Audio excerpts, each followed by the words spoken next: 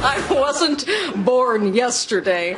I was born 67 years ago, and I have been planning on being president ever since. There will be no mistakes in my rise to the top if I decide to run. Who knows? Who knows? I don't know. I might not. Kate McKinnon, that still makes me laugh every time. Why did the media taking such a dim view of the former First Lady? Joining us now is Ron Fournier, the National Journal columnist, who has covered her since she was Arkansas First Lady when he was an AP reporter in Little Rock.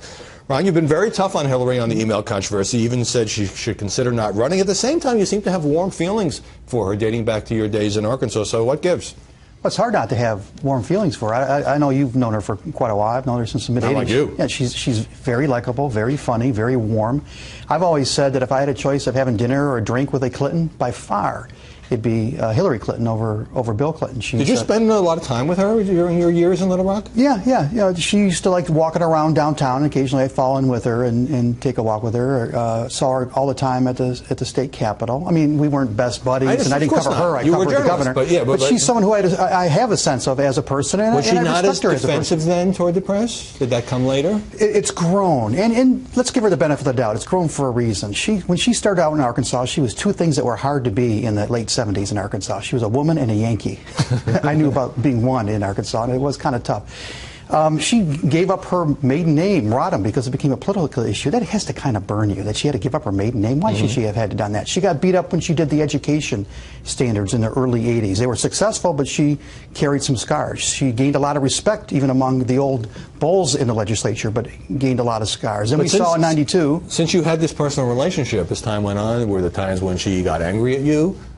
When your relationship became a little bit more confrontational? You know, her people have gotten mad to me, but she's never been anything other than kind to me. And I'll give you an example. I mean, this one really kind of surprised me. One of the lowest days of her political career was the night she gave the speech in 2008 for Barack Obama, the man who had beat her. Sure. That night, the night after the speech, I'm in the bar of her hotel talking to one of her aides, one of my old sources, and they say, "Why don't you come upstairs?" And I go, "What do you mean upstairs? Why don't you come up to the suite?"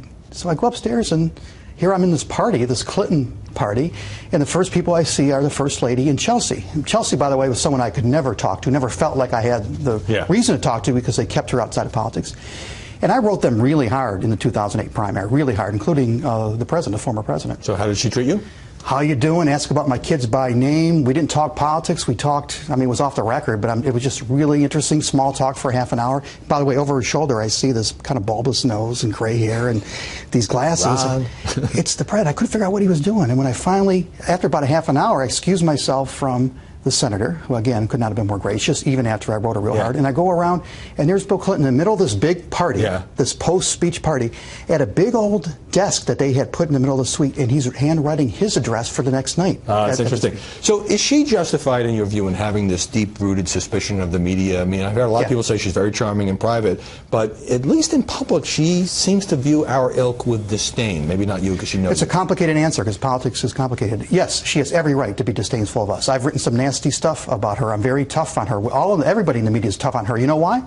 Because she wants to be president of the United States. So she has reason to be upset, but she's got to find a way to rise. It is. That's the but. Yeah. Yes, she has reason to be. I just give you some reasons why she hates the media, and they're all justified. Right. But if she wants to be president of the United States, if she wants to be as good as she can be, if she wants to bring this country to where it needs to be, especially in an era of modern communications, in a new way of connecting and communicating with one another, she's got to be better than us. She's got to stop this.